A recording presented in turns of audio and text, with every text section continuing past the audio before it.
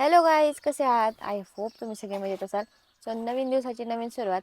आता तुम्ही बघू शकता सगळं लोकेशन वेगळं आहे. मी माझ्या माहेरी आलेली आहे आणि रात्री आम्ही ना जवळजवळ 12:30 वाजता मेहंदी काढत बसलो होतो. सगळं दोन्ही हातावरची मेहंदी वगैरे काढली. पण रंगली नाही मेहंदी. यांचं प्रेमच नाही त्यामुळे रंगलीच नाही मेहंदी. कोण खराब आणायचं आणि दुसरं टाकायचं. सकाळ सकाळ बघा ना किती एकदम फ्रेश वाटते वातावरण. मम्मी नाना उठलेत आमची बैल वगैरे बांधायला. मम्मी नको हम्म दोघंच उठले बैल बांधायला. मग काय काय घराने उठलं पाहिजे का? तुम्हाला लई काळजी वाटते जा की बैल बांधूला ना. मी पाहुणा आहे. मग काय झालं? पाहुणे नसतं उठायचं. मग ते उठतात करतात तर तुम्हाला काय त्रास होते? तू का नाही उठली? मी उठले होते, माझं काम चाललं होतं, माझी मेहंदी बघायचं. एवढं आळशी छान झाली. वाटतंय ना. ते मंडप बघाय, मंडप हे घातलंय ते. काल मंडप घातला नव्हता गाईज, थोडासा घातला होता म्हणजे, पण रात्री त्यांनी सगळा कंप्लीट केला. आता ते लग्न घर वाटतंय का नाही. हा. आता कुठं ते लग्न घर वाटतंय. दरवाजाला तोरण वगैरे लावलेत. अजून भरपूर तयारी काल केली होती. पण जरा गडबडीमध्ये शूट घ्यायचे राहिले होते माझे. तरी पण मी भरपूर शूट घेतलेत त्याचे. तो ब्लॉग येईल आज. तो आज व्हिडिओ पोस्ट करू. रात्री खरंच खूप उशीर झाला आम्हाला मेहंदी वगैरे काढायला. त्यात आरूला झोपवायची होती. त्यामुळे जरा टाइम गेला. एंड पण करता आला नाही मला ब्लॉग कालचा. नको त्याची काही गरज नाही. सोडू का?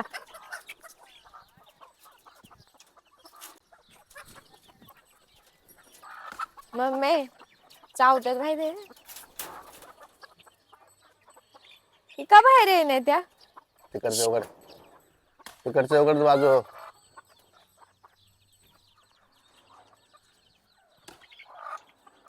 बाजू चल. थांबा ना, ही पिल्लं पण येते. आरुनी उठली असती तर बघितली असती का नाही. बाजू घाबरवती त्यांना इथं उभं राहून. नाही काय, त्यांना सवय असते कशी यायची ते. या इकडं. सो गाईज बघा, हे आमचं घरासमोरचं रानच आहे. म्हणजे इथं ना त्या कुंड्या केल्यात शेणाच्या आणि आमची बैल आहेत. सकाळ सकाळ बघा किती भारी वातावरण असते इकडचं. गहू इथं केला होता तो काढलाय आता गहू. बाकीची रानं ना म्हणजे पडूनच आहेत, कारण की गुरं लय होती. 14-15 गुरं होती. कसली गुरं? ती सोडलेली होती, ती देवाला बिवाला सोडतात ना ती, त्याच्यामुळं ना काय पिकच केलं नव्हतं. थोडंच केलं होतं. ते पण किस वाचलं होतं. हेतलं पण खाल्लं होतं गहू गुरांनी. पडशील सांभाळ. मी नाही पडणार, मला सवय आहे. काटेत काटेत ओ.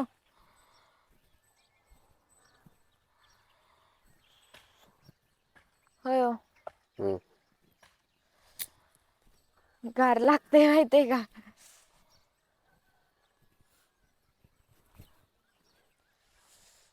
एवढ्या सकाळी तुम्ही कसं काय उठला यार?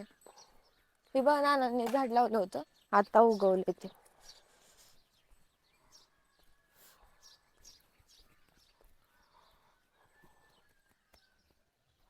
सो गाईज बघा, ही आमची विहीर आहे. हे आहो पोहायचे नाहीत. ही विहीर आहे. पाणी कमी झालंय आहे ना? कसं काय? पाणी कमी झालं. ते बघा झाडावरती खोपे बघा ना. छान वाटतं ना ते? 7 ते 8 फूट पाणी असेल. जास्तच.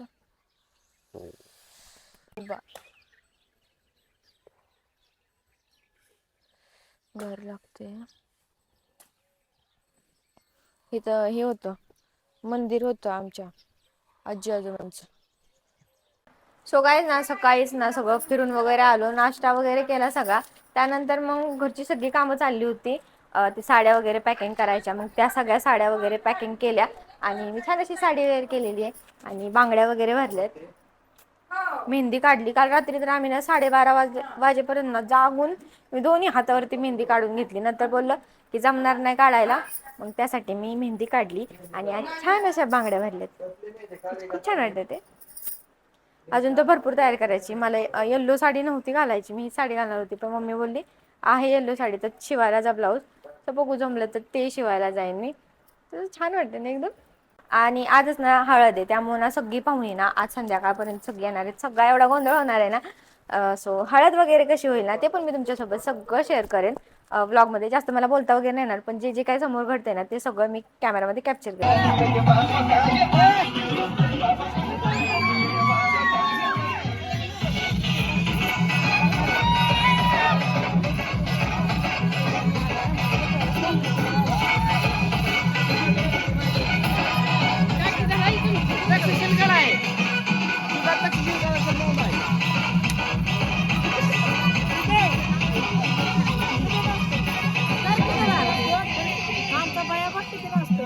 सो काय करताना आम्ही हॉलमध्ये चाललोय नवरदेवाच्या गाडीमध्ये. सो नवरदेवा पिठू दादा माग बघ.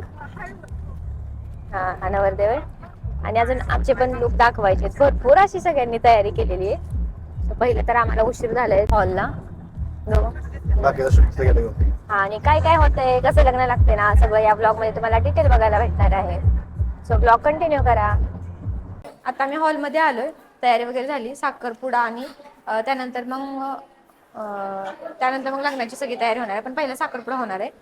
सो बघा सगळी पाहुणी वगैरे आलेत आणि ब्लॉग ना कंटिन्यू करा, कारण भरपूर गोष्टी तुम्हाला बघायला भेटणार आहेत या ब्लॉग मध्ये. हा माझा लुक आहे, एवढा छान वाटतोय ना. आता ती ट्रेंडिंग झालेली कलांजली पैठणी ना ती वेअर केलेली आहे. सो ब्लाऊज वगैरे स्टिच करून घेतलाय, पण हेअरस्टाईल केली आहे. हा ओके. आमचे नवरदेव मामा मामी सगळ्यांची गर्दी जमायला लागली आता. ते सांगितलं ना मला.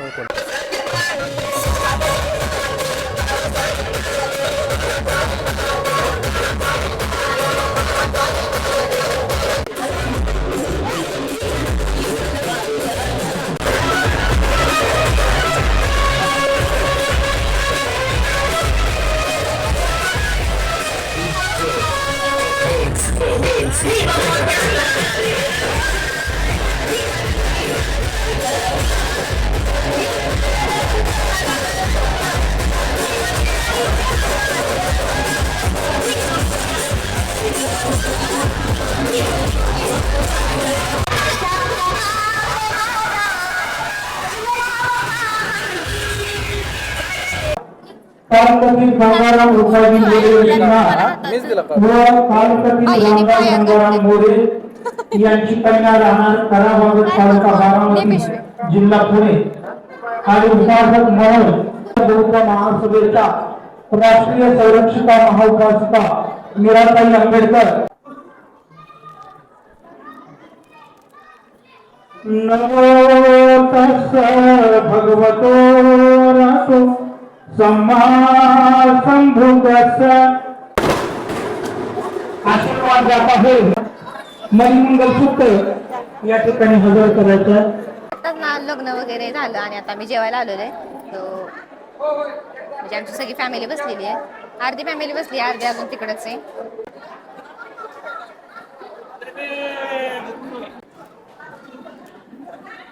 कसली भाजी आहे? बटाट्याची. मला दाखवा ना. या जेवायला गाईस. तो काय आत्ताच जेवण वगैरे झालं आणि सगळ्यांचे म्हणजे नवरा नवरीचे ना फोटो काढायचे चालले होते. स्टेजचे झालेत आता, मागे आता फोटो वगैरे काढायचे चाललेत. आम्ही आता जेवण वगैरे करून आलो आणि बसलोय आता, सगळ्यांच्या गप्पा गोष्टी चालल्यात.